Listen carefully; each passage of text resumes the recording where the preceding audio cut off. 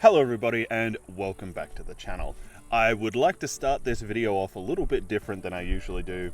I want to start this video by reading my new favorite quote from a book. This is on page 357 in case you've got this book at home and you're interested in reading the quote for yourself. But essentially there is a character, he's feeling homesick and he's on a boat. And the sea captain is talking to him. That's all the context you need for this. The captain eyed him shrewdly. "You thinking about home already, lad? And you just set out into the world. The world will put a hook in your mouth, you'll set off chasing the sunset. You wait and see. And if you ever go back, your village will be not big enough to hold you." How great is that quote? If you are somebody that has traveled, you will know exactly what that feels like. There is a reason that they say that the number one thing that you can do to grow as a human is to leave your hometown. And I cannot endorse that enough. Everyone that has ever left their hometown is watching this video and shaking their heads like, yep, I get it. And in case you're wondering, before I came across that quote, my last favorite quote from a book was from The Princess Bride. And it was when Inigo and Physique are looking for Wesley in that zoo area. And Inigo says, "Do not be afraid, for we are on an adventure, and most people live and die without being so lucky." Also a great quote. I should really start keeping track of great book quotes. But anyway, that's not what we're here to talk about today. Today we are talking about a review of the first book in the Wheel of Time series, The Eye of the World. This will be a spoiler-free review, and it is also going to be a pretty positive review. This book was fantastic. Just to cut to the chase, this book was awesome. Although I am very, very glad that I waited until I was a bit older and until I was a bit more well-read before reading this. Because if I tried to pick this up 5 years ago, I would have hated it. I would have thought this was terrible, I would have thought it was boring, and it wasted my time. But now that I'm a little bit more well-read and I'm a little bit older, really, really thoroughly enjoyed it. And let's get into why that is. This book is a fantastic example of classic fantasy, because, I mean, it is. It's the granddaddy. It's right up there on the shelf with Lord of the Rings and Tolkien's work. It is fantastic. And I was always a bit hesitant to read it because it is classical fantasy, and I have picked up the Lord of the Rings twice before to try and read it, but the last time I tried to do that, I was about 18 years old. So you can see that I did not have the mind for classical fantasy yet. Fast forward a couple of years and a few fantasy series later, and I am officially in the mind for classical fantasy stories. And I'm so glad that I started with The Eye of the World. Now, a few things actually really caught me by surprise with this story. I usually read pretty quickly. I read when I've got significant time to read. I'll easily put about 100 pages behind me a day, which some people would say is not a lot, some people would say is heaps. But I think it's a pretty decent number. But with this book, because it was written in a classical fantasy way, it was a much slower read. Just the way that the sentences are structured and some of the weird words and how sometimes it feels like the sentences are written backwards or they're a lot more poetic than you would expect. It just lends itself to a story that demands to be read slower. It demands to be paid more attention than a lot of modern day stories do.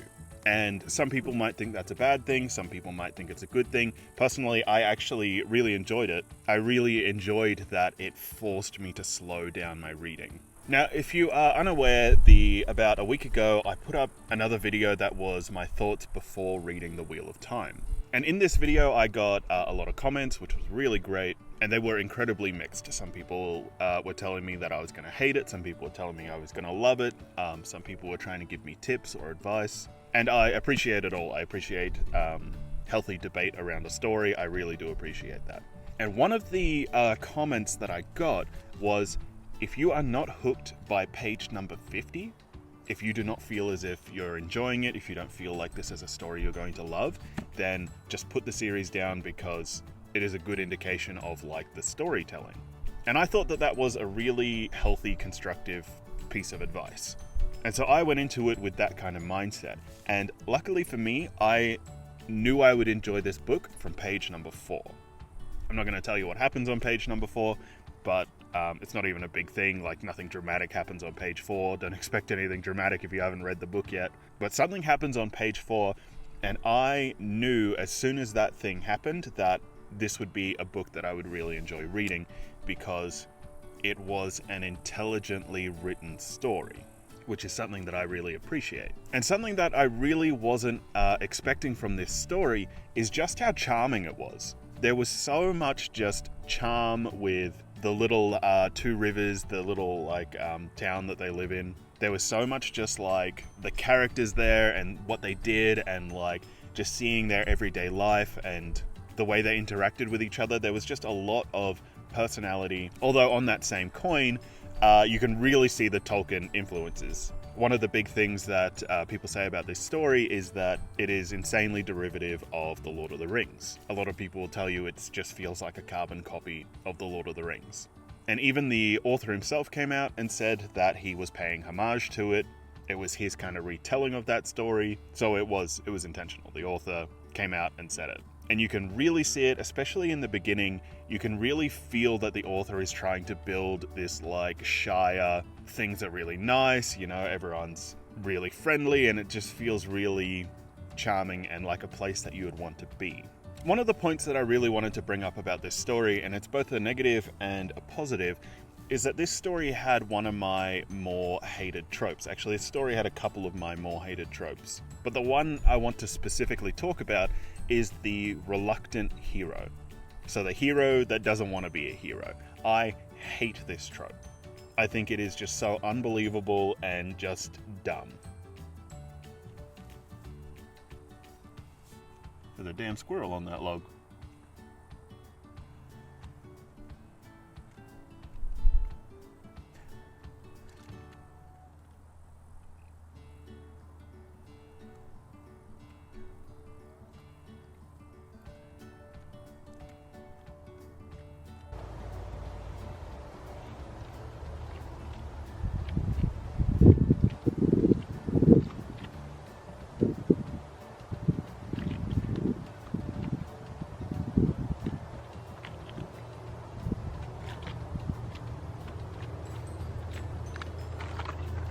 Anyway, so like I was saying, the reluctant hero trope, I hate it. I think it is just the worst. I think it's dumb. I think that it is one of the most unbelievable tropes, because a lot of times it's just like, hey, you are just this incredibly special person and you get all these epic superpowers with no consequences to it.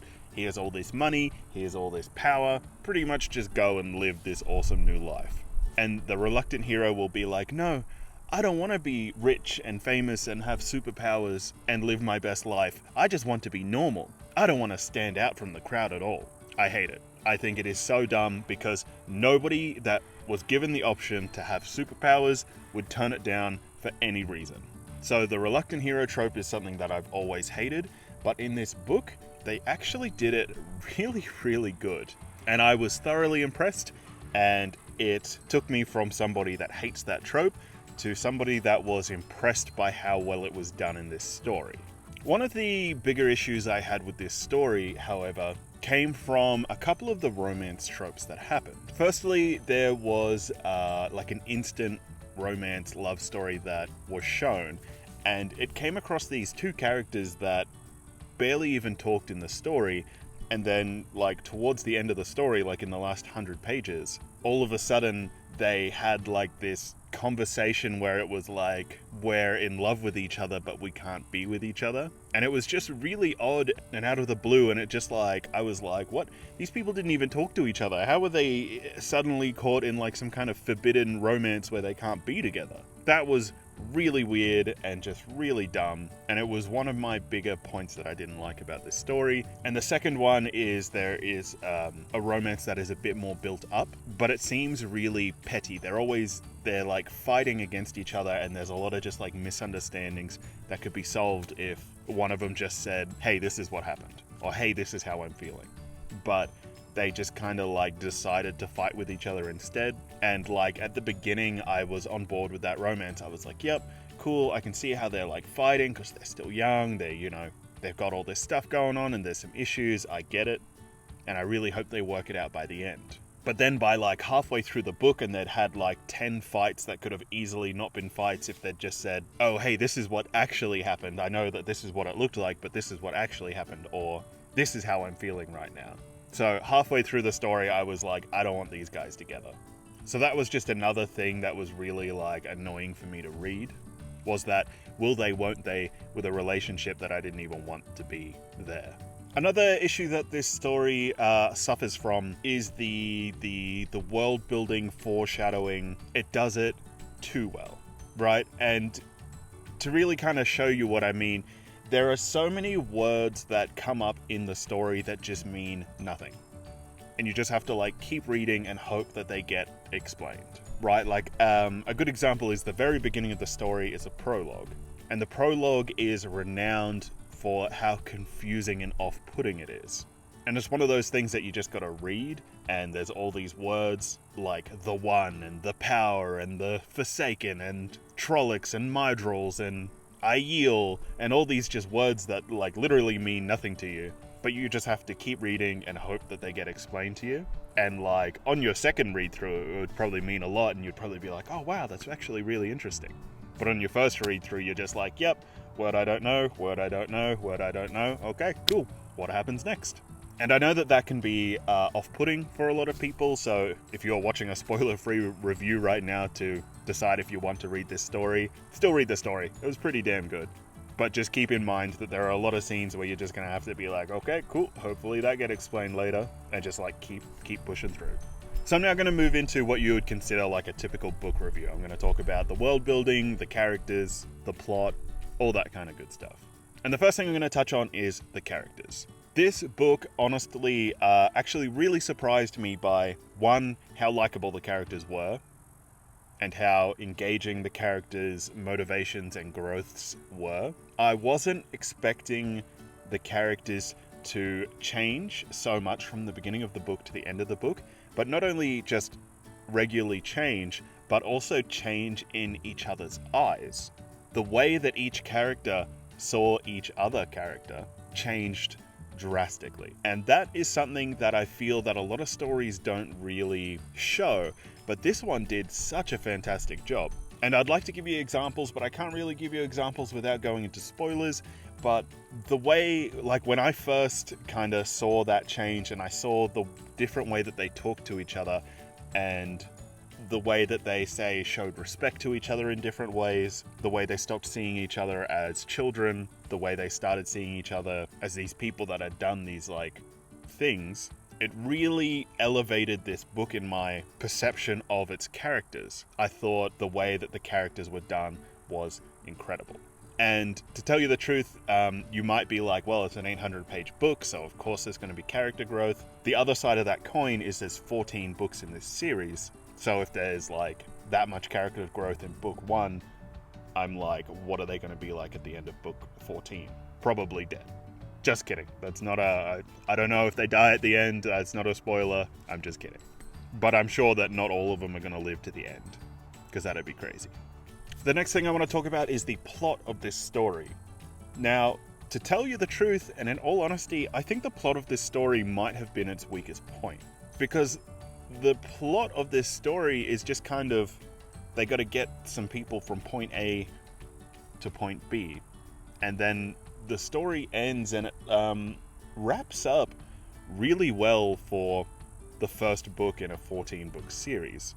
Like, there's obviously plot threads that can be pulled to go into the next stories, but it wrapped up surprisingly well for a book that has so many sequels. Alright, so now that we've talked about the weaker point of the book, let's talk about this book's real strength. This book's real strength came from its world building.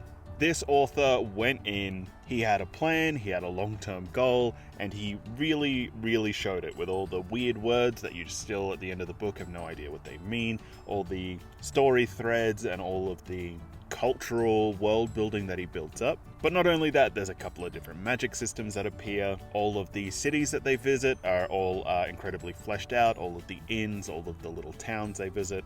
The different factions, whether they be like the magic wielding people or the religious zealot kind of people, and even the unique way that people swear in the book. They use the word light and dark as their kind of like swear words, or they're like god names. The world building in this book is really something fantastic. It is something that is unmatched in modern day fantasy. And anyway, that's going to do it for the kind of spoiler-free review part of this story. I can't really go into much more without going into spoilers, but the way I will end this video is I want to make a couple of predictions. And kind of every review I do of this series, I want to update my predictions to see how they change over time. So if you have not read this story yet, you might want to click off now. If you have read the story, it might be worth a laugh to listen to my predictions and hear how wrong they are, or hear if I've managed to crack some code in the first book. Please, if you know the answers to these predictions, do not comment them down below. I don't want any spoilers, and let's get on with it. So this is it. Last warning, I'm going to start talking about characters and where I think they're going to end up. Alright, this is it. My first prediction is I imagine Lane is going to die. I imagine Lane is going to die in a heroic fashion trying to save Marine. Right? He's bound to her. That's his whole character. That's who he is. He's either going to go and become a king in the north area where they've got their battle against the Blight or whatever, or he's going to die in a heroic fashion trying to save Nynaeve or Marine. I believe that Marine will either turn out to be evil, which I think would be an awesome plot twist, or I think she is also going to die in a heroic fashion. I think that Perrin will succumb to his like wolfness, like the wolf thing that's happening to him. I think that he will become like a forest-dwelling wolf man like the other guy in the story. I think he will eventually embrace that and become a forest-dwelling wolf man himself. Maybe disappear for a couple of books and then come back and like save the day or something. I think that Matt will end up going crazy because of that dagger that he stole from that place. I think the like darkness within the dagger will eventually become too much for him. They won't be able to like cure him, or while they're on their way to the other mages to like try and cure him, something's going to happen to prevent it, and by the time they get there it's too late. And I feel as if he will turn to the dark side, because I feel as if you can't have a cast of characters as big as this one and not have someone become a double agent. Maybe even he will turn to the dark side, but not outwardly show it. He'll like secretly undermine the group or secretly relay information back to the bad guy. And then like eventually it'll be like, hey, this guy is a double agent. Honestly, I hope that's what happens, because I feel as if that would be a really cool plot point to happen. I have a feeling that Tam's sword actually belonged to Rand's mother instead of Tam, which might explain why he never brought it out, because his mum was the actual swordmaster. Because in the book it explains that the Aiel women do go into battle as well, so there's no reason why she can't be the swordmaster. So anyway, as I was saying before I was rudely interrupted, you might notice that I'm now walking. That's because as I was talking, a spider walked into my field of view, which I'm Australian, so I don't really mind spiders. But I looked around me for the first time since I started recording, and I realized that maybe 10 spiders had just like surrounded me in the time it took from me to start recording until I noticed the first one. So I was surrounded by spiders, I was in some kind of spider nest, so I grabbed my camera and I bounced out. I ain't gonna be in no spider pit, not today. So anyway, as I was saying, my last prediction for the book is I don't think the Gleeman's dead, which I understand isn't an unpopular opinion. I imagine a lot of people don't think he's dead, but I also think that he is a wizard. I think it just ties back into the Lord of the Rings thing really well. Gandalf died in a heroic way, saving people, and then he comes back in the next book. I think something similar happens with the Gleeman. He dies saving the boys, he comes back in the next book or the book after. Anyways guys, that's my review. I hope you enjoyed it. Please like the video, subscribe to the channel, and as always, thank you very much.